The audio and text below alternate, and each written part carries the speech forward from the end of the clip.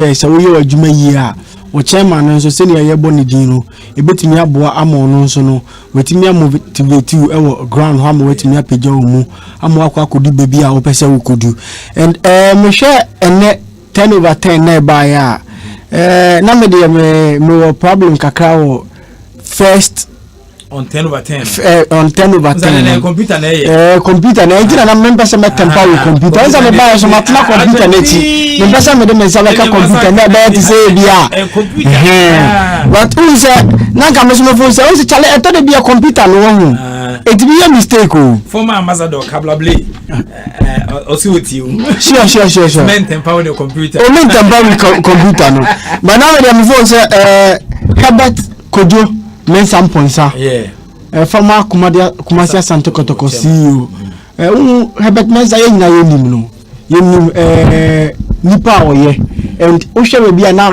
Ghana rugby ewo eni obefa Ghana rugby bebi odi omo akwakodu eni niam wa ye de ma Ghana rugby a me for say Herbert Kojo Mensa wabon ho modi iye me for say 9 position no order no nke ye de ne ba first training mu a nke beboa eno ye me madwen ana Uncle Nap nana be yi say solid man solid guy CEO of Sekeni Azakes and a board member of the club and former executive committee member of Ghana Football Association and we na yenim le bobre or Ghana football mu nyankasa minimum Uncle Nap ye pa Uncle Nap nye bad first four no before say oka first four before say the position now no Uncle Nap there obi o Ghana football obi o GFA we going to kan now kase ope top 3 e wo GFA esa Uncle Nap timi PM esa Uncle Nap timi PM ne mbo eso eni pa sanso na Mike Osekere when you say Mike Osekere ne papa ye former board member of Accra Folk former management member of Accra Michael Sekere okay mini ye pa no manage Abrantia so nanam na hase omodia sure no doubt about me na fufuo no we so me na fufuo ona unse Nete family and so omo kolelase Jacob Nete former captain of Accra Folk unso madam for pano no ono so ka ho na Accra Folk no Nete family so ka ho so ho nti omo kapa sa nkofo mi nsa we no kotofo nyina ye me for say bibia nse de wo mu sa bibia hwe ma me mo history bi anytime bia tie ne kotofo fence latest administrators ne kan so ase so mo ba be ye Ghana football na even kotoko so am say so sen FA na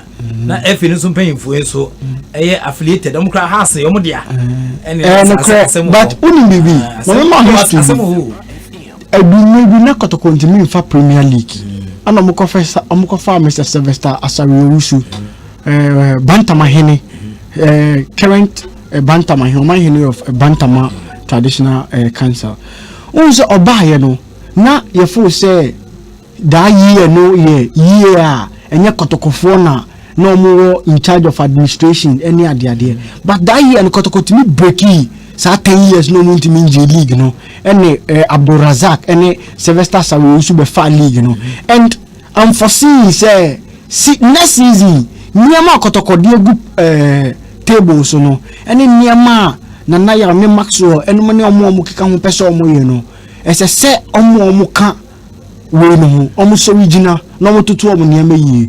I think they are going for the best and the Burma League ni so aye de pa we all know say kotokodi if a person top player bia na board members management members are ready so me use can no me support team na omutimi e no mutimi touch us Kwaku Asempa Mbane Taylor from Accra Folk to Kumasi Asante Kotoko no so and on person we biem hwe safi mu ni of Obuasi as good metimi aka cho se Kotoko ni we 70%. Metimi aka cho se Kumasi Asante Kotoko ne abrantie bi ti se Lee Adi former Blasters center back I was here Kama Nania FC ebo African Champions League edema Bekum Chelsea Lee Adi Kotoko ne na edi nkomo akasa kwa chire a omo do 60% Lee Addy okay or experience former no see account Serbia Montenegro or to footballers here the Chelsea former player no Chelsea former player Mr. Cheme Banka Sakasa no Mr. Cheme Banka Sakasa no and Lee Addy ocean experience and ne we are me force oba kotoko oba team ni and Joseph Eso Yankasa Joseph Eso recently no House of Folk no Accra House just recently former mysterious Abusua Dwarfs Accra House of Folk say has fallen na wie say onko dia metimi aka esi so say Joseph Eso bebo Ghana ha dia no obesi aka dia ma club ya Kumasi Asante Kotoko okay bibia wo pipe mu a Kotoko foni na di nkomo a omo person mu show respect edema omo senior brothers Accra House of Folk no man krata omo jane kwan da House of Folk for na jane kwan but unse say supporters in penifo bi hesemom ene na sefo bi anya adwuma but unse some mistake na supporters group no mo ye no sa time na Accra House of Folk etie supporters asem ebe supporters asem ye adwuma no etwam sa time na twam say Accra House of Folk no nipa ba akode two clubs ni na one for supporters in here. Oh yeah, but who say clubs in one for supporters in here. That's true, but who say nka first no ma mencho bibi who say Edmond Copson the year 2000 time has for about Champions League no Edmond Copson ye adie bia na say person suspended Edmond Copson one Karen Besemanche nia yibonte ene Mr. Ato Ahoy ene Clement Dodu then Clement Dodu edi nkomo e mo yes almost suspended Edmond Copson almost suspended Copson for 3 months but then NCC National Chapters Committee in Penifo no led by Mr. Former chairman any Aziz Futa and money Edmond Copson kasa ayo call Jones no o say Jones tie supporters no esa frɛ Edmond Copson esa de by before say sanya man say ayera if you Accra House of Folk mu and supporters no me big mistake say omo board na nkasa no mo call player ni chain direct say come kwa convince player no and sa no mo kwa convince board no I don't think say na Saturday no mo ye no it was in order before say boy no decide why na adwen or person okọ so ye bibi na ma boy ni saba resource na wo ye fini ho emu bi etwa mu no oba onsam beku no ho say bi okay I still Asempa 94.7 FM Kid Reginald and atene kan say king elboy nkomo kakra dia fast na nema esi ko ode broke stories mienu abehye me wa hano esade amayen na me adoma ha bed de catch abusuafo ne namfo se wala senya transfer we Sports Avenue 2 and ye de ebro na fon na nema esi ko na nwumre live comment to betian sa babiu Eric Esiedubodi ne kwakutwum o mesense nkunya na afie the live comment to netia brel we the grand finale of the PSG Bayern Munich encounter UEFA Champions League match and also ebetian sa baso menkwa amano so briefly Andy Kem Kumase na Andy Kem ono abuches boss no D sports no sa no de ada na yenko na oyehwese na nema esieko Andy yemwadwo eba Asempa 94.7 FM Sports Avenue 2 so but as a prof bibia come there na ma do me hoye me ba yi na afi na me be Kumase but me okay we okay dia me so me okay na yekomi ana me kai asembia me social studies teacher HM GSS I say anticipation of death is worse than death itself. Then I anticipate UEFA Champions League grand finale between PSG and Bayern Munich.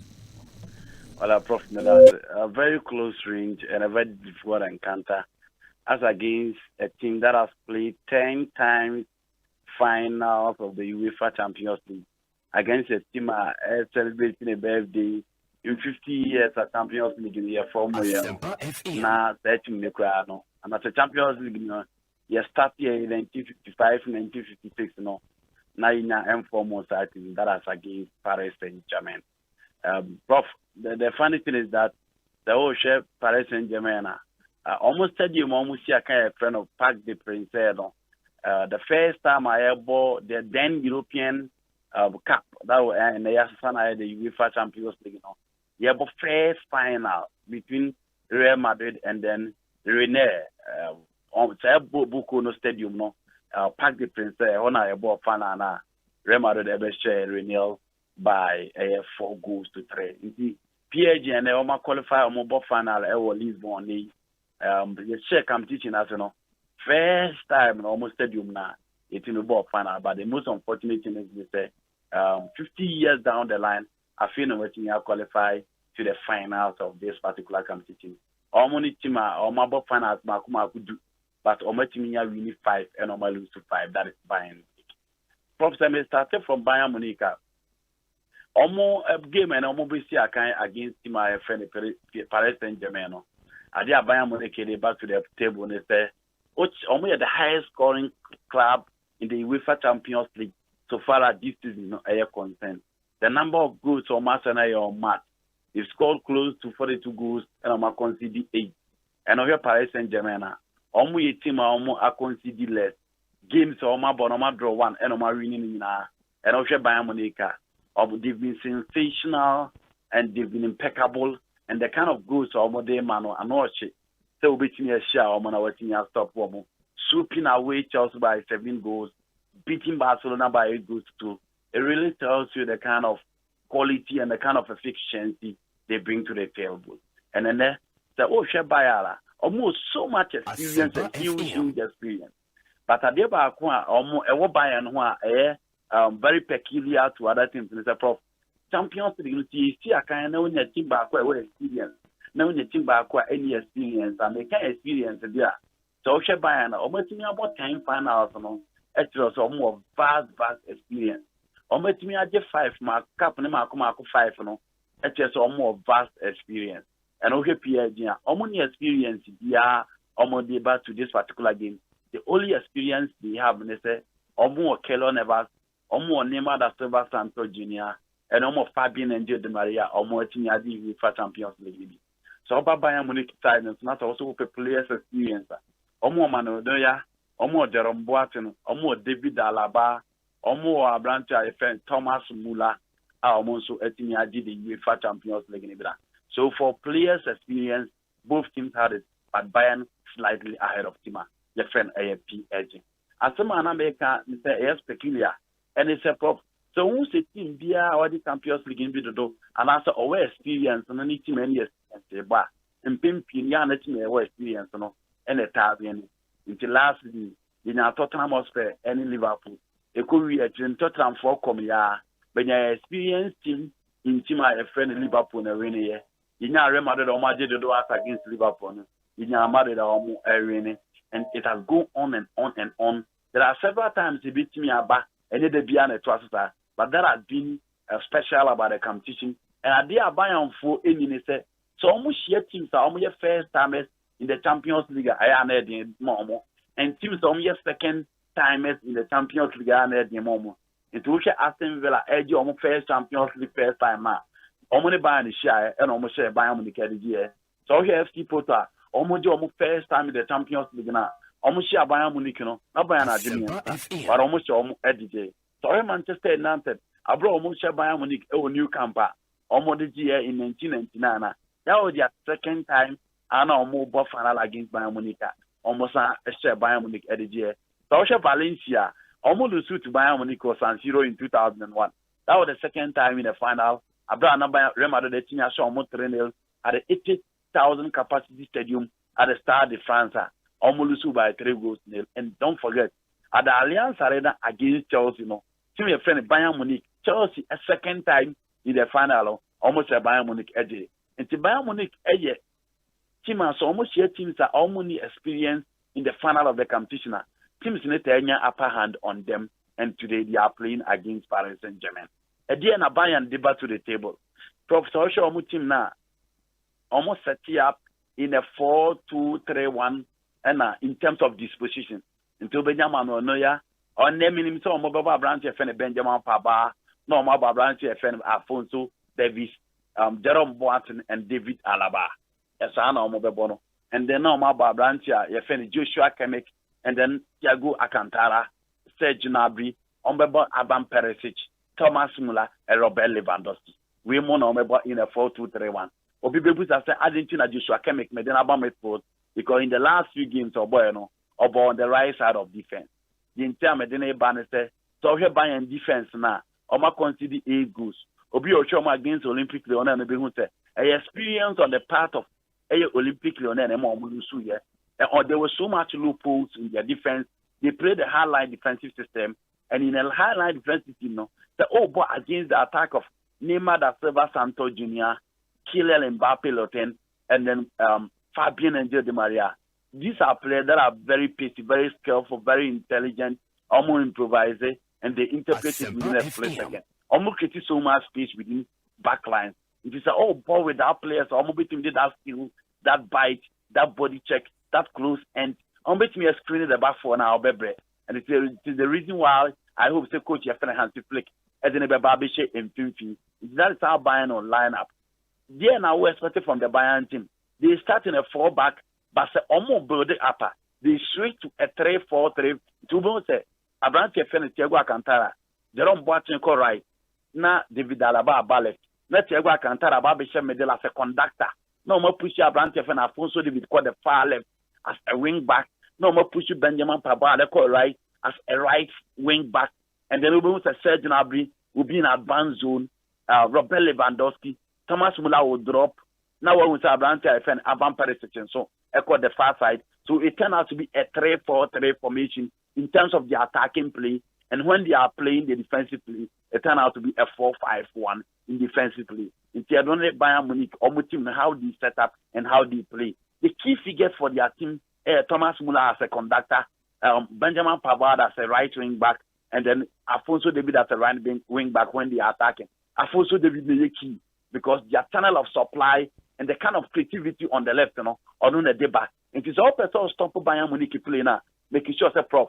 A Juma Baku di kind was all you say, best stop with the attacking play and the certain runs of Afonso David on the right, and then Benjamin Pavard runs is tricky and it's creativity and the suppliers or they be free right about you make sure you stop it. Stop stopping me now about the midfield play. Why are you conductor no? Why are the director in terms of play from Bayern Munich? It is Thiago Alcantara. Into the other and say you will say Rudy Garcia making sure say in the second half no or you Samawa but it is Samawa bad then you are going to add a player who will press him because they want to Thiago Alcantara and Nikaka. It's retentional play now a suspect. Or spready play to the right and on the left. I have more of a horizontal and vertical pass. The kind of direct passes the PSN passes now a penal. Thiago M. Fama. Leon Goretzka is sitting out there to make sure say a quite better Thiago one. No, that damning shot or a board don't move defend ya no add up to Thiago Alcantara. In the midfield, so person will stop. That is how you need to stop the Bayern play. Another key player is Serge Gnabry. 9 goals in 9 matches in the UEFA Champions League. When they play Nipa Bibri, I'm on that double chance. From Arsenal, Western Brom, or back in the Europe Olympic Games in 2016, ever did the goal king, Obiaman the double chance. But even in the German national team, he's their key figure, and for me, he's so key to the setup tonight at Lisbon. Making sure that one Bena only how Bayern play, he knows how he efficient Abraham Yefan said Gnabry. You make sure you close him, you don't give him space. You make sure that on cut in from the left, no one find a damning shot, and farmer. The next key is Robert Lewandowski. Goals are watching, I cut 2 goals fair. No, at all, Abraham Yefan Cristiano Ronaldo, 17 goals are them high. And Tawashana, Robert Lewandowski, Boni Fredi the receiver and the deceiver of the Bayern team. Almost some more birthday up in attack now. As a old 2 center backs in them at the ball, no. As a all 4 momentum, no, they are treaty space, the Abraham Yefan Serge Gnabry. Until we all share the 3rd goal, put him Serge Gnabry go or share against Leon. Ebehu how Robert Lewandowski acted as a receiver and a deceiver in that particular team. He's a fox inside the box. Now, Prof said, "Alright, 18 box no matter. Anything so betting you stop no." And you expect Thiago Silva and personal Kempembe to be very disciplined, to be focused, to concentrate 90 minutes because they are meeting the best striker in the game today. That is up for the Bayern Munich team. Now, so we should PSG team now. So no second number started for Paris Saint-Germain. It is a plan for team afraid PSG because he comes in with a lot of experience. He comes in with a lot of quality. He comes in with a lot of consistency. And for me, In the Champions League, the opposite Prof Utimi Bomodia, your goalkeeper is very, very key. As against a Manonoya or non key for a team, your friend a Bayern Munich. In the Kellen Abbas impose is a huge motivation for team a friend a PSG center or starter. Tiro Keller for me is the weakest link, but it's a German. He knows how to operate and he knows how the German operates. One better in Bayern Munich team, no, so he knows how to deal with them. Abrante I felt Thiago Silva. Inside this is the game, and this is the last game for PSG. This is the time for him to redefine his level of play and the quality of play. And baby and also drew in football. But unfortunately, once Yankai and Palmer a cathedral in the game, and PSG almost spent the year for 9 years, you know, Wababe, the captain of the side, people have questioned his level of leadership when it comes to big games. In Brazil, he won in 2014 World Cup, and he has been he has been criticized by the game Conocente in France. And this is they also prove with the cynicism and the skepticism wrong. And I feel that he has that quality, and his pair with Air Personal Kimpembe is just super. Marcos Marquinhos Correa has been the revelation of the side in deep midfield, and he tried to act as a third choice centre back for Team IFN PSG. How he screened the back four, how he closed opponent, how he pressed opponent, and how he distract opponent play is the key to the setup of the Paris Saint-Germain team. And he's the player to stop Abrante IFN, Thomas Muller. Abrante IFN, Leandro Paredes comes in with the Javi Alonso, the Toni Kroos type of play. PSG a ball with wingers are more pace, fast strikers. If you need a midfielder, or Betinyama a long range incisive pass, or be going for 60-yard pass, and they are two defense net. And that is how Leandro Paredes comes in. Also, a huge prospect. Ultimately, out to 8 billion, and this is the perfect platform for him to come in and excel. Under Herrera over Marco Beretti, because I feel it's Marco Beretti and you're fully fit. The Beretti, he comes in with a lot of creativity. He comes in with a lot of dominance, how he controls and how he changes the tempo for PSG. But I feel it's a forward great and for the mechanical midfield that needs to work for Kylian Mbappe, Fabian Angel Di Maria, and Neymar da Silva Santos Jr. Prof. And he also going for that midfield. And so we midfield now in attack. Neymar, Mbappe, Di Maria, the key players for the team.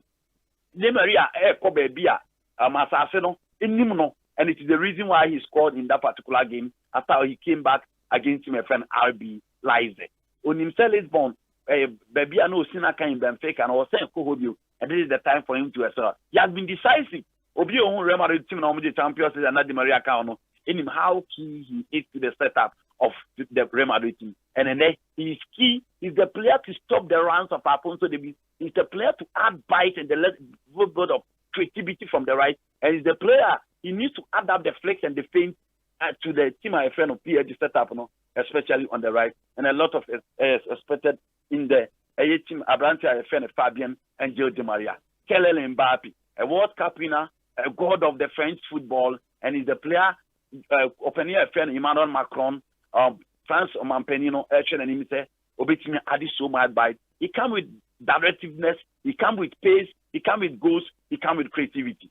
Bayern defense need to check him so well, and they need to close him so well if they want to beat him at Paris Saint-Germain. He pace nano the level of play nano and I hope he will not be wasteful upfront like games or Bema or the end. He's so key to the setup, and the next player to be our best person there. He ran the show. Asempa is the Joko Bonito, the epitome of the beautiful game, the Neymar da Silva Santos Jr. 4 games against Bayern Munich, 4 goals against Bayern Munich.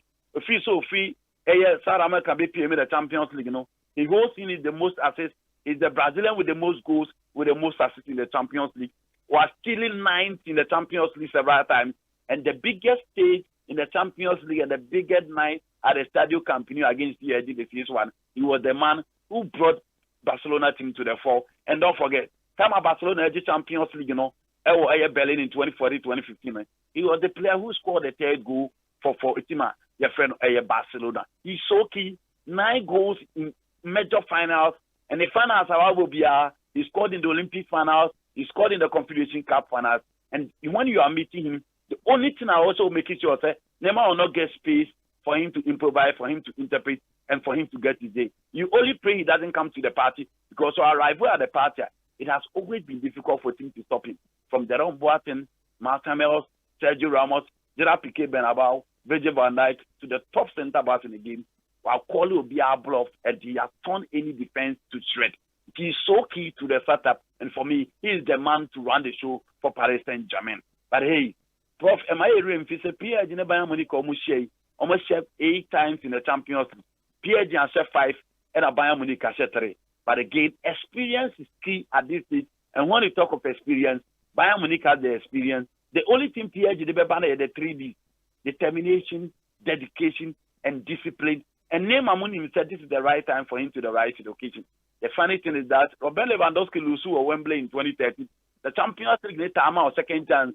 Otari and Mohamed Salah second chance after Olusu Okep. And Oberwini or Wanda Metropolitano. So let's see if Robert Lewandowski after losing at Wembley, Obetimi are rising to the occasion today. Now what me the Bayern Munich. For me, it's a close game. A match, Prof Meka say, I'm expecting so much goals. And I'm expecting Thomas Tuchel to be very conservative, obey defending Kaka, no attack Kaka with a sharp pass off, and I'm expecting Bayern Munich to be very efficient. Okay. Manoya risks of being the liberal of Bayern Munich team or either red card because Omobahala defense system na ball to each other. Didn't so between catch the pace of the 3 attackers of the PSG team. Don't forget, say in recent times tournament Ibonano teams are almost a typical 4-3-3 team. So here's Sevilla almost saying Tamala and Diagia. They play the 4-3-3 formation, and it has always been key to the setup. 3 will need to play Neymar and Colin Ebas, and their front 3 come to the party. And Bayern Munich will need to play Manoya, will be the real Manoya, and Robert Lewandowski and Thomas Müller will be key to the setup. Profit is a very close game, and I'm expecting one of the beautiful nights in the European game and the Enumere Lisbon. Andy Kem, you better say so was our dad Jenny Attrition Como, and they have the grand finale of the UEFA Champions League against Hekese Nenumri and a bit Fiansato Fem. Yami Antoma, say the outcome of the game, no, a best son of Bessebese, Nibepimu, Afia Sanema is your cosmedawase, and what I Jewati. But as a prof, Erade Anthony Mount. Okay. And the Kem, Kumasi Tonaten and Can send him change radio stations verse 2 and the Kem were brutal and I ordered Comonica at me Abijay to Sampa Kumasi Login before now was a Sunday before now Boa Emaniama Etiakuye at the amount. Oh, by a social media platform, so Asempa 94.7 FAT Boso say come on, him at Prof E.K Wallace at Prof E.K Wallace and also me Twitter handle no Obetmania Moso now on me Etian Santo so I should Kumo Eonum Oko Facebook and so I'm sad so say come and I face so call a Wallace's review or YouTuber and also me tida so kese Wallace's review or YouTube me subscribe to Wallace's review or YouTube me patcho also subscription obia adoma no so attend bia any new video bia beto so bia no obenya notification na aboa amwetimi enya the most intriguing interviews in so far sports is concerned Wallace's review na also the abon ho adwa awotwumedi ayi so edi ntimi srewa obetimi akoso aba but quickly mame enye interview ba ko hanom na maka tech ball watch da ewo efia se game foforo and also Ghana adapt say between Sanhwa Boma ne Matian Sanko Idiamai na saa ball yi bo no maka just table tennis board as emu akon kakra semi circular kakra na ebi di omo nan bo ebi di omu ti ne bo ebi di table bat no ana ebo ehun hihye bebrebe na owura bi onye foforo mfama wodi Ghana football ma akotena chepa kan yi pa Jaku kotoko time no papa ne kofa bae okruma ono na George Oponwia ne we ma panyin de ma Liberia so no o ne manager so no na obakruma se George Oponwia ni obedie ene ba bi obeda de ni na da papa ya bamu yenwese na ne ma si ko so emilia wasa kofa esa game ese aba no yemisa ne game na se kakra oba no so ne Michael Okan the researcher and the buy sintesu nko anante oni atroma na eko ndi wese ne Mexico so hide de awomde tech ball nko kakra eba bijan na o se ne ma si ko right Rafael menyo anopa me kono na ne ponko no peja ne se ba tutim sampa nwumedi wa peja ponko no kama pa enu numu yie pa ma ne tunyu no so black ba to wese ne ma esi ko so a na right kama ade ekan ho oni dwumedi a odi mu na afin so kai mota kwa meja kwa champion ana producer of this show while ago ten can say 10/10 wadem common agent nipa meda na dia kire yi right friend say Kofi Puku aliwa ana guess na bonus amane efe no Kofi bia boko de was bibia boko etum ka che enukre said the abeli obiate obiasu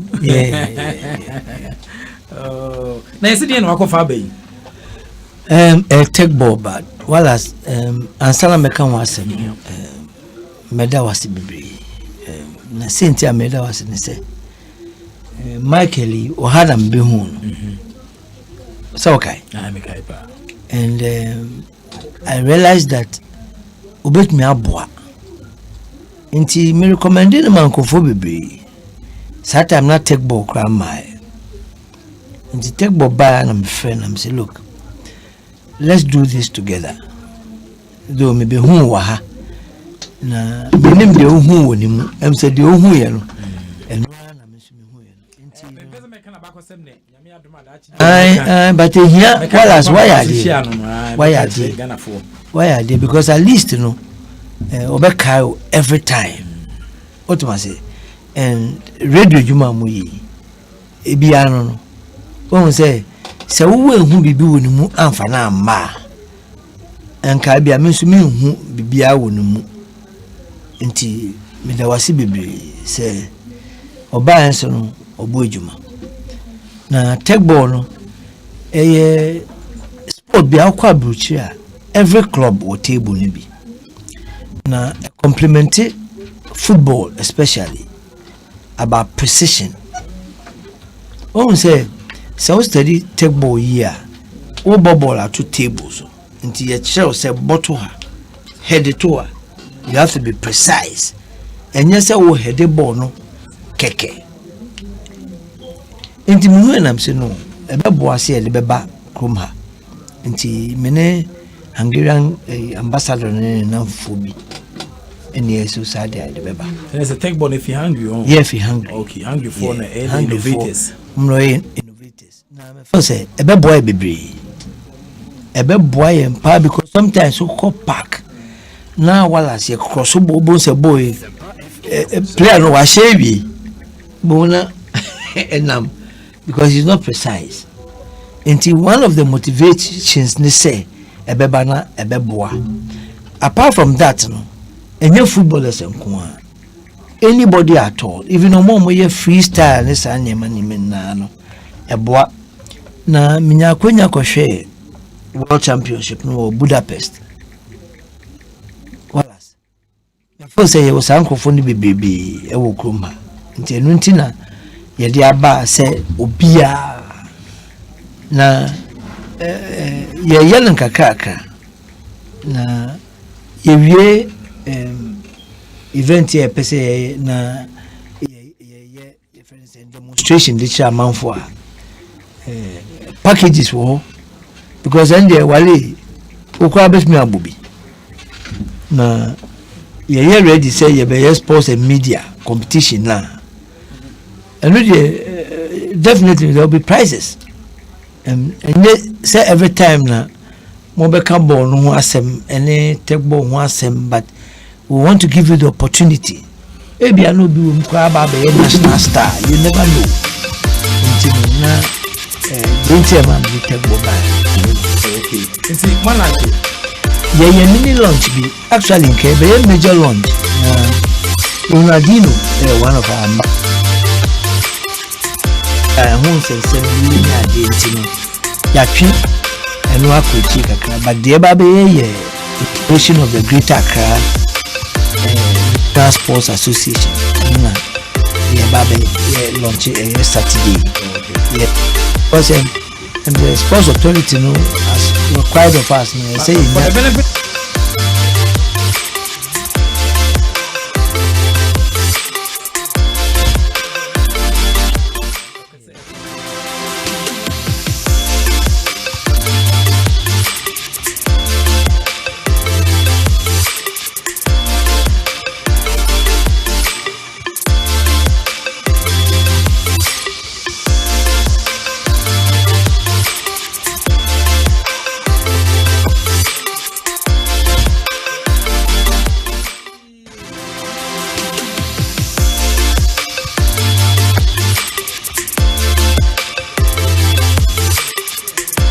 and the moon now go be Facebook Wallace that's why e ko so kama e do hu adefode e kan asem tekball e kan asem e do latest sport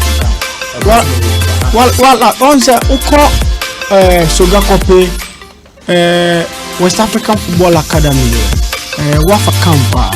Almost take board with you. So Oko baby under 14, under 12, and for the first 3 months now. On the boardroom before I become a classroom on the left hand side. That entrance be there. Take board with 3. It's you almost be to and 14 years, 12 years boys. You only train them 30 minutes. On the ball, take ball for positioning, movement of the ball, and on the ball, and how to get your direction with your head. That's what technique with the head, you know, how to over direct the ball, no, the beer opesa ball, no. It's in the way I did before say, Koso, but the Oko Wafa Kampa. I can tell you, sir. I don't know who bought you so paying, but next time it was this way. Okay.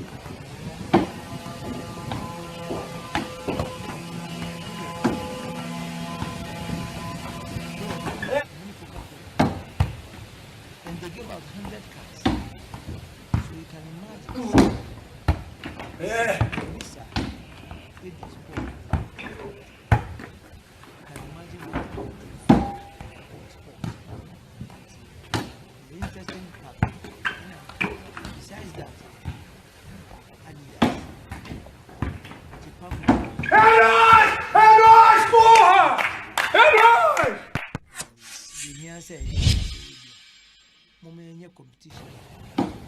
Media.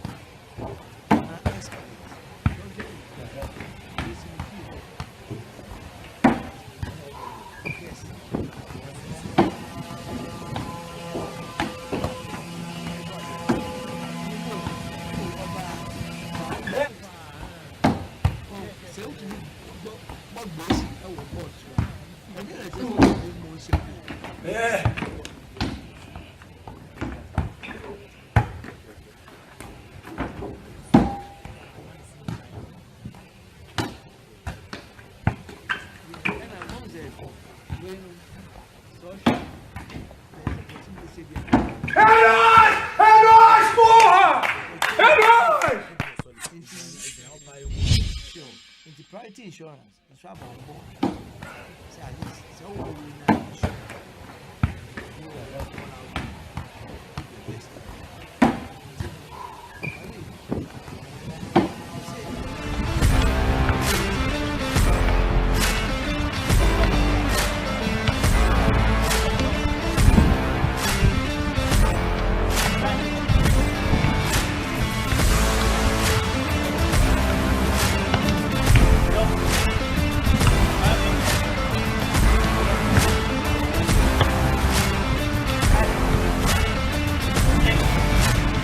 Ronaldinho and everybody else I know. Oh, the waiting man. Well, one of the European clubs. And at the end, it's very different. A man in Abu I will do on the chest. Just be all the parts of the body to me, what you know. Except the hands. Apart from on Sappin and Team Famo. On Sappin and Team Famo. On Sappin. It's me.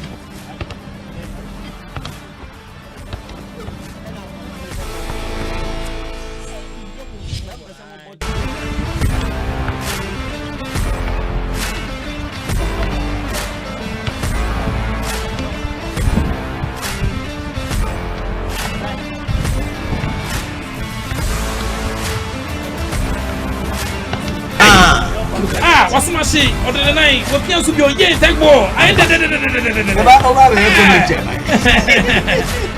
take ball. I get the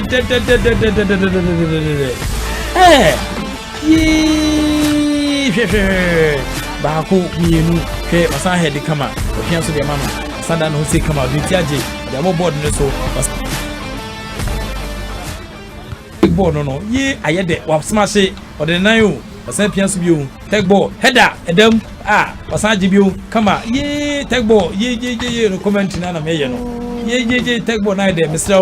Obetia ko social media Facebook Asempa 94.7 FM take ball koso de oh shit obasama subiu very good take ball asa achese ball say come up man opponent na so can say that say come up naje opponent asa achese asa de naje smash ni dem say ko ya de pa you let me fear.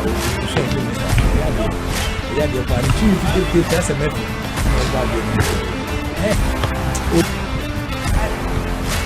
It's briefly, Michael. Yes, we should take ball now. Specific to particular kind of players.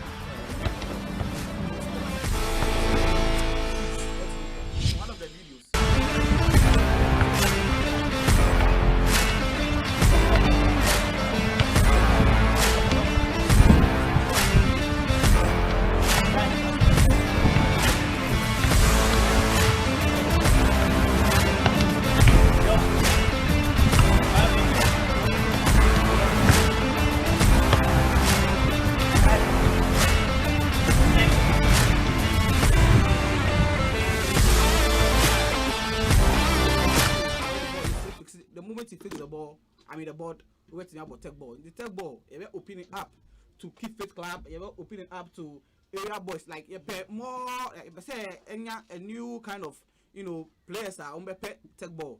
The tech ball here for everybody, and yet just restricted to a particular kind of, people to play tech ball. So you're open. Okay, but that's a board not so expensive, yeah, it's very expensive. It's very expensive. Three types. Board here 3 types. You were Tech 1, you were the Tech Smart. And I feel you were the tech light. Into this 3 board, send the president can we are in communication with FITEC. FITEC the mother body. It's in football we have FIFA. But with tech ball it was FITEC. The tech ball for FIFA and FITEC. Yes. Okay. In the FITEC. We are in communication with them. Somebody board member, so somebody bar will make sure say distribute the board across Ghana. This community parks. This AstroTurf, and I say this small facilities are government area. We'll fix this board. Advantage points are ordinary footballers, and I say footballers are professional, the amateur footballers, the professional footballers, the ex-footballers. The chance to get an experience with the tech ball board. Now, who is the tech ball? And so it's just for precision. It's for ball control as well. A lot of footballers are a man say trap a ball. And I say, who break a ball at once? A problem. With the tech ball, with the tech board, say, Uber ball and a smash it table. So there's a way I say, who control no. So with the tech ball, Hansi, how you control the ball. I say, I also control, first time balls. It's not just for precision, it's not just for, movement, it's not just for ball control. Hansi, and I say, develop who as a player. And I tech ball, so mainly, for the youth because I'm on a mobile app. When a professional footballer coming up, as a developer, not only playing the ball for fun, but also developing your skills, your technical skills as a player. Now, if you look at Ghanaian teams, especially the pitches are elbow ball, also, you will see trapping balls and I say breaking balls at once, very very difficult. The tech ball will only improve and enhance your performance as a player. So tech ball is very complementary the other ball sports like the football, like the futsal, and all this kind of tournaments are in relation to football. No? It's just to complement football. So they will enhance the technical aspect of our players. Is it yet an Olympic sport? No, it's not yet to be. Yeah. I'm saying by 2023. Definitely, because we are eventually they will say a national champion. But it will be the responsibility of the Greater Accra, any other regions never form.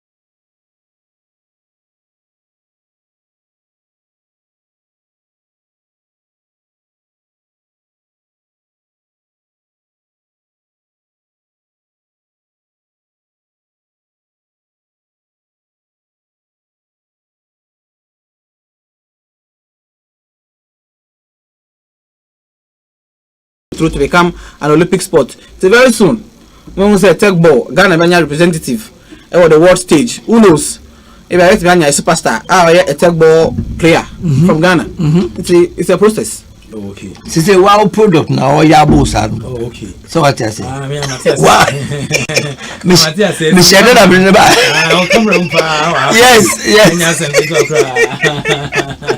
You want to cry to say, now, friends, my go to take away. Yeah.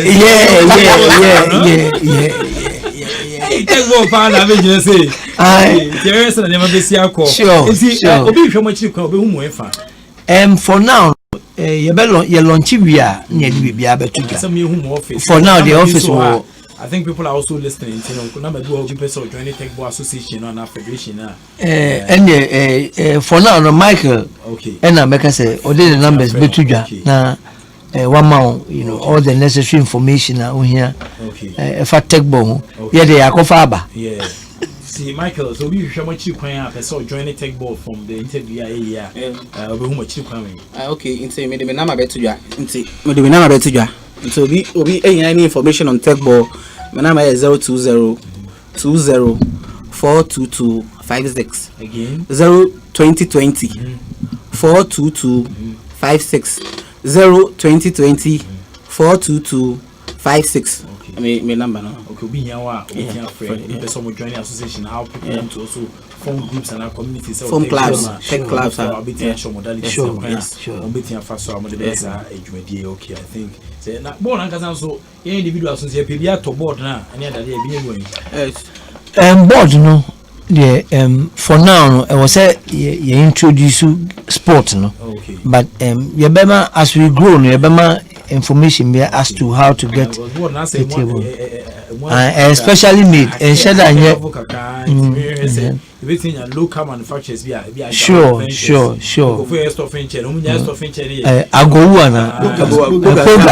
furniture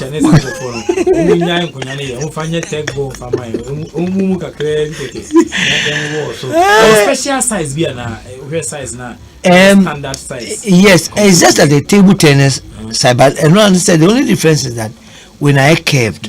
You're born in a very short. And tech light. Your tech light. Sure. The one is a tech smart. Yeah. And a tech ball. The biggest one and the tech one. Okay. Yes. And then we use it for tournaments mainly. The Tech Lite just for training. Yeah. And the Tech Smart, and so if you look at it, most of the clubs, and they're very expensive. Amongst all the 3 tech ball tables, the Tech Smart are very expensive. And the Tech Lite usually for trainings. Say you organize events, major events like the World Championship, any national tournament. We use the Tech One. On the day event or the RIAN, we use the Tech One table. And the table and we use it for championship, any major events. Okay. They said everything can say sports we have say tech ball no. I want an amateur stage and Sure. We Ghana had it. Professional be Ghana high. Oh no, you be a Mekai Meko event be wo Kivet. That was an African challenge event, but FFA boys behind a represent Ghana, and I think Cameroonians will win here. And who say Omono, no Munya Quenya Abo, but your boys also Mungo Munimase. Until we use some of them, and what do you call Premiership boys to be Sweden come on, Ubit say Kusidonsu from Mediama, Baba Abe demonstration.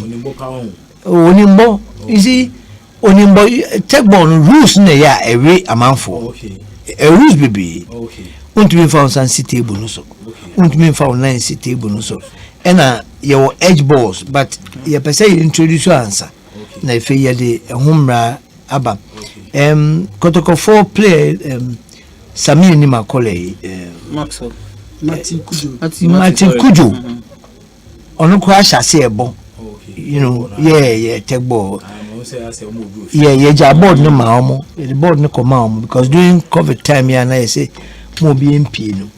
And me the board no come say because our boys will feel until they were using that for training and we develop it ono abedi ho dance achew. And ye Hungarian embassy and so na ye program so for now because honor sport nifi you know ye new maka tables de enya mepa ye sabeka tables ba me ankasa mema obako okay na wa pay institution se kufudu na adibeko se ifa na adibeko u fio no go for review hono me no mo pa se mo for muti am for mu club there any mfa ho because ye mfa letter my ba won so bi aka che say o ye tech ball commentator sa na ye be yo ambassador oh na ye ko bibia ya boli ya ambassador ba ko wa haye Augustine Ahemfo on the na or ba launch ni bi na am say we hu table no and be boa ex footballers so be hwa e footballers yi uko abuchi na hwa ex footballers oba first still mo da so bobo it's because of training but how about so bobo we na as a what bluetooth and there's one lady from Black Queens gifty appear on so baba be demonstration ni bi nti no enga kaka ye wia na asame wo ho no na yaka okay nti em se waje atum so be ambassador amanye enye sisi okay nyahwe kodal na juro ho you know, have a lot of things on I know. Wale tech board because Michael I said I be church and I didn't. Thank you. Na me hu ba me fa concentration. Say they aba I said that the tech board ni pum and I did any friends and the commentary and complimentary card. I said that it was the to send up any tech boy I dey bia am say but commentator the amount on the post. I think that I need to learn the rules too. Sure. The I mean rules of the game here about apart from some use yes now new crans on 9 so can board yes about 14 I mean the key one and say who bought tech ball now and say when you use one part of your body and fan cardboard twice we say with tech ball obia a maximum of 3 touches so who boy say doubles say 2 players against 2 players the 2 players on the other side a maximum of 3 touches since Mr. Cardboard twice and say the other player always turning the serve just one to the other side of the table. The other side of the team. So on say almost a maximum of 3 touches. Until when you use when you have the maximum of 3 touches, you return the serve. Until you don't use one particular side of your your foot and I say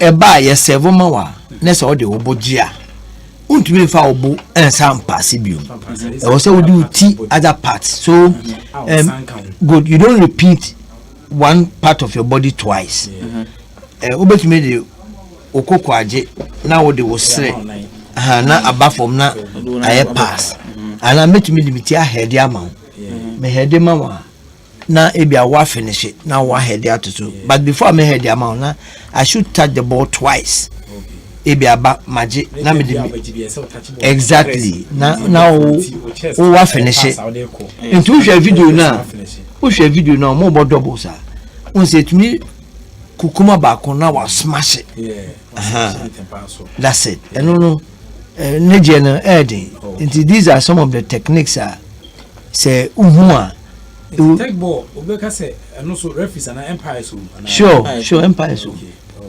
but for now no at least we need to get to play it before and yes I say all the emrano bedding I mean to start with no I mean you can make mistakes and also another rule about take ball is say who serve it take ball and so we 2 meters away from the team. There's a line. This is one of the rule. I will say take ball. Another rule. Take ball. Say serve it ball to your end of the table and say returning the serve with one touch. Say take a touch before you return the serve. Okay. Say bomba and say returning the ball back. Bomba one smash. Dabi. And say you take a touch. Yes, a touch before you return second, or you take a second touch and receive the third one. And I say you send back the ball the third one. So these are some of the rules. Into during the demonstration, when you see the rules more, so people get the understanding of take ball. Yes, that is why we are doing demonstration. And I say demonstration just for people to understand take ball, know the rules better. When we start playing take ball professionally, people will know the rules very well. But after that, a clinical workshop to teach people the rules more and everything about take ball. Okay. And see, finally, then I will catch Ghana for take ball. The mechanic say your plans say you promote take ball across the length and breadth of the country into open to everybody to keep fit clubs open to boys are ball in the hood and any area open to everybody into very soon when the tables come in they take ball and they promote take ball every community into only an opportunity to become part of the national team. Say they say a co-world championship. You have the experience and I say when you experience say also represent your country outside the and I say in championship a major. And don't forget say a world championship for take ball the prices are very huge. The last time I bought a world championship winner taking $1,150,000 in a take ball championship. Into the opportunities are very great. After say I represent a nation, take ball, based on your experience to win cash prizes. You also have the experience to network with other ex-players, any other take ball players or more different parts of the world. Into the opportunities for take ball great. Into we football and I say we player an opportunity to play pro football and I say professional football. Take ball an opportunity for you. Take ball an opportunity for freestyle footballers. We sure. We come a footballer and I say a ball a fan a ball skills with the ball but on any competition we have to to showcase the talents in terms of freestyle footballing into take ball aside the table footballer here we take ball any opportunity for people to come and show their skills with freestyle football into take ball opportunity for everybody. Okay, Ovi, finally that's 29th August yeah launch Greater Accra Association na ya demonstration e dey acha amanfo na me dey say enyam na mekan I was see nya commentators for take ball na and them say kwal the amount because but them say the we kakra na meti amehwe no Ebelika until 29th. Yabeda National Sports Authority for so asset. So we've been working with them. So the Beya Yabel launch Greater Accra Association. Na yasan so I demonstration. Na you are message chairman. I said definitely no. Also Baha na obehwe wo skills no especially commentary our must say minya tape na ke bebo me pa because I said send abofo no mu say yeah because you call no send abofo na e ma commentary but me tie and commentary no me who say na was enkomo ye no onye no lebi agrodi said the way ya ma me ni aso enti nyame adona se hu na no se kakaka ho a we omuko fa akwa bi fi UK na ba akwa no so no say about from the any first that's right we Ghana had Ghana had them any first commentator straight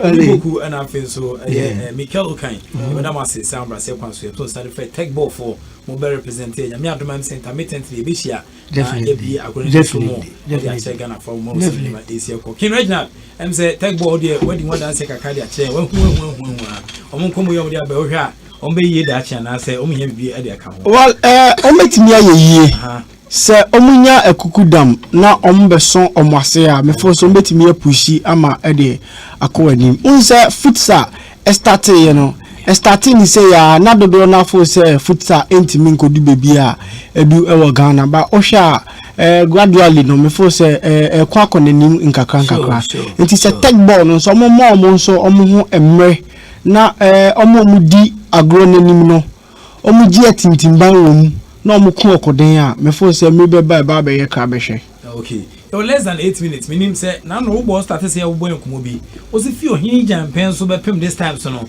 o si na ntachi ono na the best football administrator anya sa na di jam so I say we share no so administrator da enti free question ntachi movement ka be ya na do ka conference ye ne ma mo ye manifesto launch mo jari nyina na nkomo mra na mo be free question ntachi anya sa na wo ka sure perfectly and yes that one nkomo no so say we wi oh kwasi last 10 minutes ka ba o for 5 minutes man kinkum na fa 5 minutes far up na fi nko fi kwasi o say last time sin na America no Mr. Openi Kofi Poku e wo menchen wa hanu si meaning Kofi Poku relationship ene Mr. Kwasi Nyantachi mene Mr. Kofi Poku ene Mr. Kwasi Nyantachi ye nyina ye meet you Tamale and will be concerning grassroots football so obeto mene Palmer e wo Mariam Hotel that was 2012 obeto mene Palmer o Mariam Hotel concerning grassroots football we ama mene omunya inkita hu bi and Kofi Poku break me a confirm actually say at that time no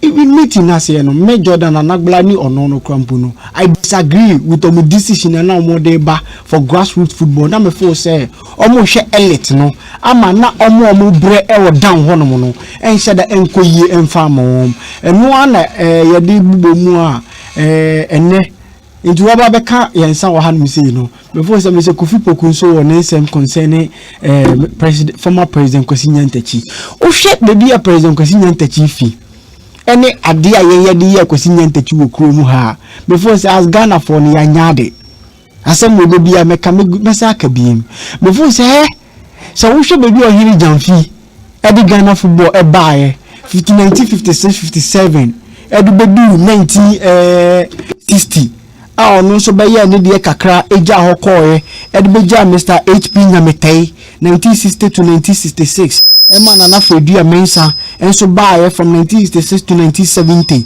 Mr. Harry Jabba former NPP women organizer Otiko officer Jabba ne papa Mr. Harry Jabba ne papa ne Mr. Harry Jabba also Harry Jabba so by 1970 to 1972 and 72 to 73 ne your Major General REA Kotei also by that was time Supreme Military Council taking over and called Blue Graves and so by 1973 to 1975 Major George Lamte by 1975 to 1977 and Major D.O. Asempa 1977 to 1979 Mr. I.R. Abwaje 1979 on by and the masses of the nation rising up against the imposed government. That was the Armed Forces Revolution Council led by Chairman Rawlings. Chairman Rawlings is taking over now.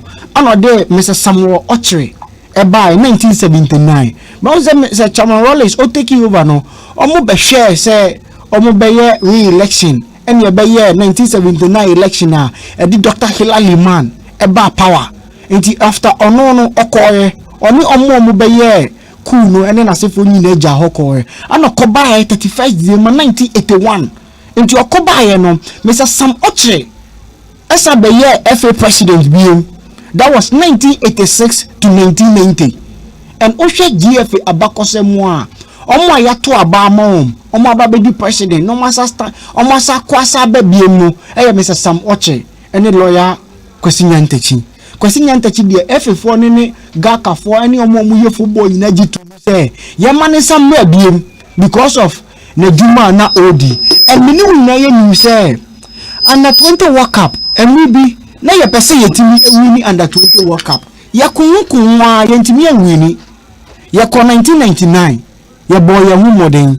yentimi wini 2001 yetimi ko final Argentina 2001 na Javier de Saviola no mene nasefo almost say in final Derek Boateng John Mensah eno mene Suleiman Tari no na Lawrence Kenya eno Abdulrazak no mene nasefo e count and ufi hono no 2009 year yetimi fa na 20 World Cup Ghana and it was under Kwesi Nyantachi and 2010 yetimi ko FIFA World Cup South Africa 2010 no and also an former president Kwesi Nyantachi I'm a leader and then last time America church say you feel World Cup by no Ghana president of Republic of Ghana by Johannesburg South Africa or the $11 million and if South Africa about back to Ghana now we hotel Sun City to be precise on na yo okay and na koku anyido ho President Mahama Mr. Kojo Bonsu current GOC president Mr. Lulu Mensah and Mr. Deko Kanomone na se for ba ya na mo ye we bia President Mills any boys no be kasa or Sun City hotel honom ma they qualify for say 116 that match it was against Germany ya boy Germany match no I think Mesut Ozil score into na yen crampo ya doubt say you be qualify for the next stage of the competition na you doubt say you be qualify for the next stage of the competition and no you better say Australia and so Serbia for so about drama Ghana you have to me after qualifying and Australia history Federal International Football Association FIFA World Cup is the biggest football tournament in the whole world. And Ghana under Kwesi Nyantachi you represented 3 times. And Australia be a Kwesi Nyantachi could do a CAF and this is the opposition Ghana for crumple our CAF committee. Mr. Jeffrey was part of local organizing committee.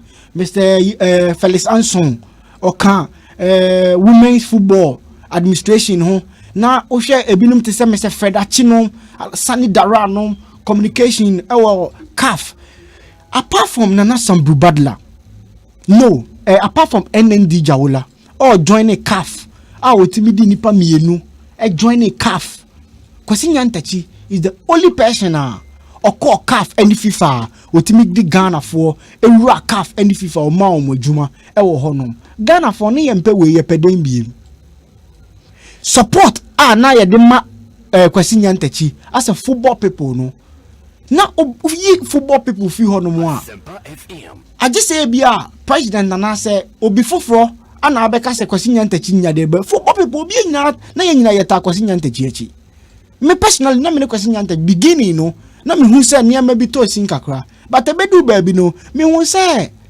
onam na kwan mu toten so akwana na no nam so football we ase de bibi obeye bia na ebenya ho asamaka obi enu obetimi ye bibi a obenya ne 100% correct da and me from baby akwasi fi and baby odi Ghana football bedu ye no before say after Ohinijan abeye CAF vice president Kwesi president Kwesi Nyantachi and so be first CAF vice president before say Ghana from 1956 to 57 ebe pim baby ayedui ye current president president Ketokreku ye nyina ya kwakoto abayi no so mbe lead ye no before say there be ebe ye den so mo ba twemu no obi betime de no ho atoto president Kwesi Nyantachi ebi no be fa CAF African Cup of Nations fair enough but then ocean na ehia e football mu pa president Kwesi Nyantachi oye nyina de mai. Okay, I still Asempa 94.7 FM so good so taking Reginald King Reginald and the emphasis on question antechi the dwumadi a wadi dia boa Ghana football na wofie no what the eba a recall of the top stories no dia ba no memfa or air course na kakra 0302165545 0302165546 obetun aba na so de kakra tiansa ba ko Facebook obetun do comment na ba make kan ni na dia ma Martinya ko say thanks very much for giving me life. I'm watching from Nkoko Eastern region and aye Martinya ko adi we aba. Hello. Oh, sorry. 0302216545 0302216546. Obetin aba. Hello. Good evening. Yeah, good evening, Patron. Any? Agwa kuna design. Bako na ose. You what ya see gusu kitem kakran krasa ayenkwe. Me ma drink ni say Mr. Nyante so if you have function no. Yes, all right. Now, just I thought you saw prison on so no. Yeah, really. Since we be on function there, I thought you saw no so at least or any pound it has. What about I don't know. Akwai otinkomo na ayebo na ase we sure say o perpendicular 0302216545 0302216546 ye ka fu football for asema u gina say atayi na atayi de fine oben. Hello Wale. Yep. Hello majomani. Yeah, Wale, I'm Mohammed from Ashama. Mohammed yenkwe. Papa no atiden. Ati mantena sekura ade abeka. Wale nyami sro we ni atma pa we. Wate. Wale. Baja dembe za mekanize.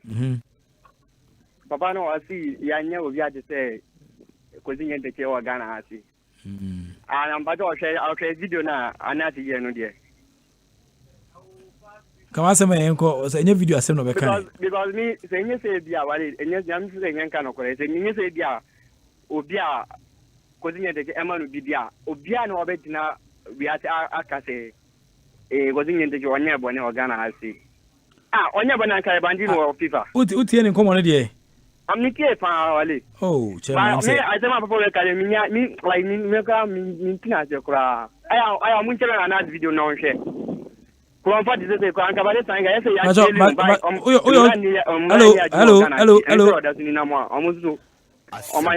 Hello, we okay there? No, Wale, I don't on my yese yenka. Okay. Because hello Wale. Yeah, me too pa. Because one say obi a yeka say yenka no korepa say Wale nyame sira be biri ni adwuma pa we. Tare ya me so ntina ni ma say one ka say say obeka nkwa 70 we twa so. 0302216545 0302216546. Hello. Oh, Asempa. 0302216545 0302216546. Hello. Hello, Wale. Yes, I'm Pachowani. Imani me you Medina, taxi driver. Imani kwe. Nyamin Srao, pa no we the voice of the voiceless. Every muna ye papa and I and the to me in casa. Be open but me my one my follower who you be you justify the justice. Nyadia won market say over can be there una be that's it. Michael can buy obi say who mapa and I say he be with more and they ordinary do perfect to be.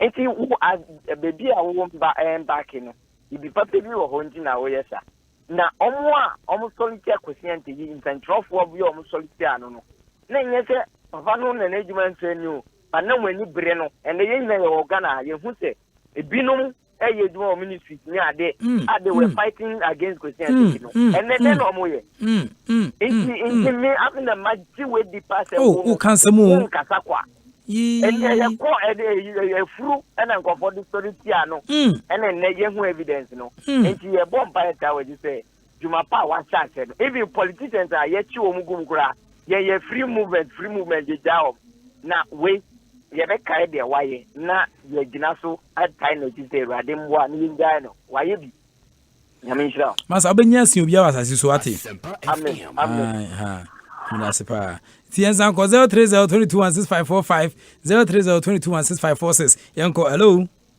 Hi. Patron ni. Samoa. Asamoah Fefi. Sukura. Ah, bra Asamoah yenkwe. And but all cars me so I don't get. What's the day? So me tias is okay and that. Untu fresh won't tias intia. No, maybe I explanation about myself because I don't know the law Ghana. That is the no. Yenjan say na ko pupu prison en ko ja mo ina because something so. Ka football asem why? It is anti unti football asem na se asem na regi kan ina so wan tias e. Anti unti tias nya by force of free so and for some be gu honima se hakura. Because nyama I can cancel na betra no. Uni hu idea kura. Anti misre wa unti tias ya e meka bi Tase baby din na tie de boko wate ne ani obi anya problem. Yanko hello. Yeah, hello Wale. Yeah, bacho ani. From GH Kwajo me ka tell Abokobi. Ah, bacho din ye den biu. GH Kwajo. GH Kwajo. Abokobi. Yeah. Ko na obi afadin na so didi wudidi hu sa hwe. Wadidi din hu sa. Wasa dia radio so ni ba so ti radio so na ho yesa. Fadin foforo kra oh GH kwa me kra oh Wale o mi mande o bia GHK oh pastor house Kwajo dey say we did obi din sa chale mo show din no fan year of sa o we so be ya o be help pa yanko GH Kwajo hello GH Kwajo. Hello. Oh yeah, GH Kwajo ko won ti ama. Bacho wan ye. Hey, for Nyamija from Germany. For be Nyamija won na man asen akodi Germany. Prof, say we ask the do Nyame so a. Me twa won say na na. Eh so ka do chinyina jana na asem ne ka jana na asem ne ka. So obi e kwa na tum na obi e boda no obi tum se so para. Chale me manya adwuma me ye adwuma kama bro bi ani ho. Me try ya. Oh, for you, Mija. Prof, I thought about Prof, I'm checking right now. Prof, I can read you some more. I'm for antennas here. Me for being a anti-question entity. Wouldn't say me na entity, not a penance and crepa, and crepa. No, me, when I'm not a penance, if be 8 years, by 8 years in the corner. And I'm say, you may be teaching, and I'm here anti-question entity.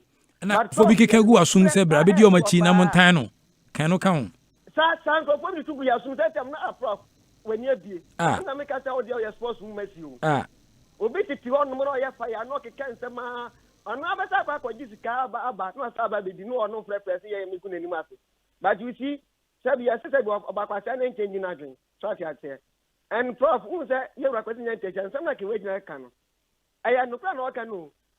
Because you're representing entity, you see, you may not be a representing entity, I can tell you, say, now you're brepa.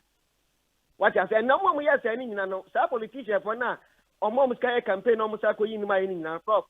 Only when you big glass and Marco, and you ask no, so be told so much down that coprana, as a Ushrano. In no question or cop trouble, which is chef and a tico. So I say, and my papa, quite quantum crop. But when Panama was said, you say, no, on my penny, so in a son because. And some year once I met the buyer, I said, on one and no can send you. So we don't know crap, and I'm telling you, what you say? And the problem in American say, your bomb press was a farmer on the first, Kenny King, Prof. Asempa can send me say, you're fast in the boom, and you say, farmer, but yeah, and no moment you am so many moments, I'm thinking, Yajmano. In no major problem, there's somewhere to any. You saw your sports messy. Can say a friend say, Kotoko, no madam, Master Credit said. House of folk players in any as good players now, also no by a China. When I especially a player now, you start an officer or teaching no cotocono. You have to focus on betraying a young fan on channel because every said you will be to my copy the aqua. Uncle Yakotoko coach, now can tell best fast go to players. As to 12 that's what players are so much as I say, what the man China captain Jomla.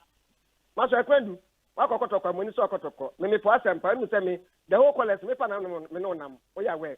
But staff players will betray on kind idea Gideon Bar and it's a sailor. Mammy tell another man. Moyo will be on. Oh, nada, I say you'll be nada. I'm not will be on. When I'm with this, I place you. Once I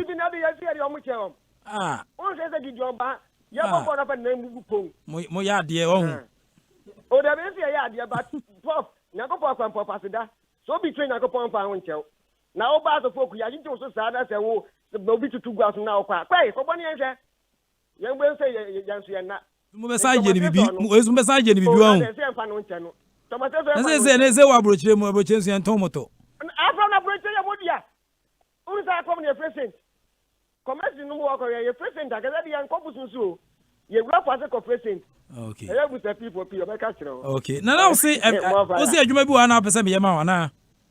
O adwuma bi pese o yema me pa. Anu ye ne he. Saudi na me je kotoko ayi ti wonu wa fa no. Me me so da o ka se ma fa na.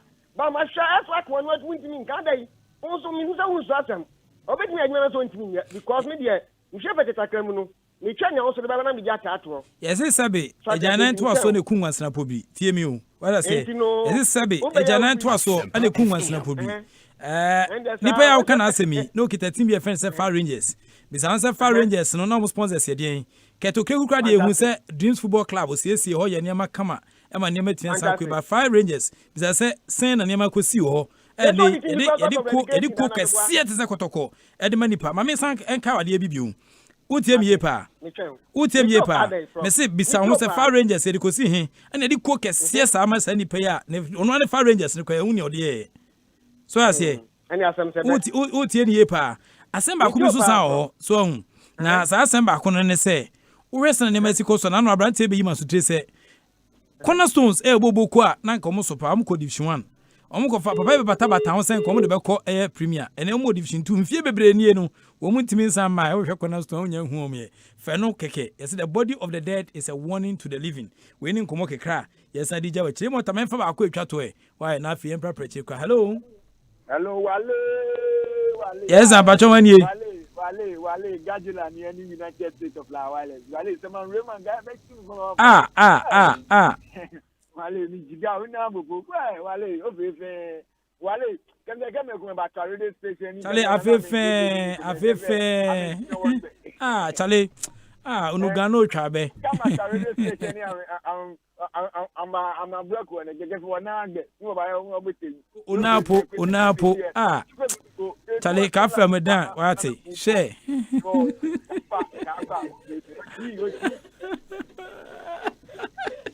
I'm going to have a boom because aqua. Eddie has some granny. And you want you share. And you managed in brutal. We got yourself better. You're na yadama sinyamia doma meme da bi onsese no kwasi da bi onsese ne be san betrase ne komo na ejaw ba che no soma me se 6:45 exactly 6:45 pepe ko fa no sia break ase bo no 6:45 pepe Eric Esidu be transit till 9 na afia the Champions League final no PSG versus Bayern Munich ye de ama na Bayern Munich ye de ejaw na afo onsese na nema esie ko e wo sa kensi mu oti ko fibo kunka ana otimi ankasa me ko bebo Michael Okan sonka se on the tech ball hunko kakra brain King Reginald ona me ne sa dwumedi asia be pem sam pempenso yi imota kwa meja kwa champion o yade dodo o the 10/10 and the last 3 brain and I feel so right Rafela menyo and I feel Cypher the unofficial producer on also etechiri pa and I feel 10 men san kwesi Charles last week odi ni birthday 10 men san kwesi Charles fantastic evening and commenti Eric Esidu body ba betanse na feel Nuru Bremen so Nuru Bremen so me sure say COVID-19 ama we no kofem kakra Monday Stars ne ye na kofem kakra ti ama Nuru Bremen so ontimi ntimi nya ne chop money ni ba me sure say enche bia chop bia be kama na Nuru Bremen so etinya ne chop money a ebebo nyamedo fantastic evening kwala no so ye de ana oba no so bia kama de very good ntino wrestle ne ma esku Raymond nyamedo ono so ebe kan ho anoma obetu chema esisi a osan akọ nti yenkofa no sia break ase bo no nya aka wachi de dos within the Professor E.K